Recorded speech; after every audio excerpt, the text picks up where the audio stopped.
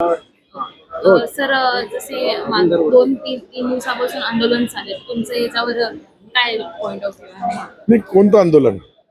जे विरोधकांचे आंदोलन अच्छा अच्छा, चालू आहे. विरोधवाले जे पायऱ्यावर बसून जे आंदोलन करतात ते आंदोलन, ते तर विरोधाचं काम आहे. विरोध करणं सत्ताधारीचं काम आहे, सत्यप्रमाणे काम करणं.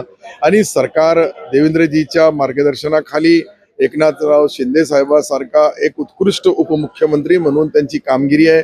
सरकार चांगलं चालू आहे, सरकार चांगलं काम करत आहे. परंतु विरोधी पक्षाचा जो कर्तव्य विरोधाला विरोध करणं इतकंच ते करतात. आणि हे इतकं केलं नाही तर मग ते विरोधी पक्ष कसा राहील? त्या पद्धतीने त्यांचं जे कर्तव्य ते पार पाडू लागले. परंतु मी तुम्हाला गॅरंटीने सांगतो का सन्माननीय देवेंद्रजींच्या नेतृत्वाखाली हे जे सरकार चालू आहे याला कुठेही काहीही कोणत्याही शेतकरी, शेतमजूर, गोर, गरीब, दलित, पीडित सर्व समाजाला न्याय देण्याचं काम करू लागले. सर जसं जिल्ह्यात पाऊस कमी पडतोय तर तुम्ही त्याची प्रस्तावनावरती मीटिंग मध्ये मांडली?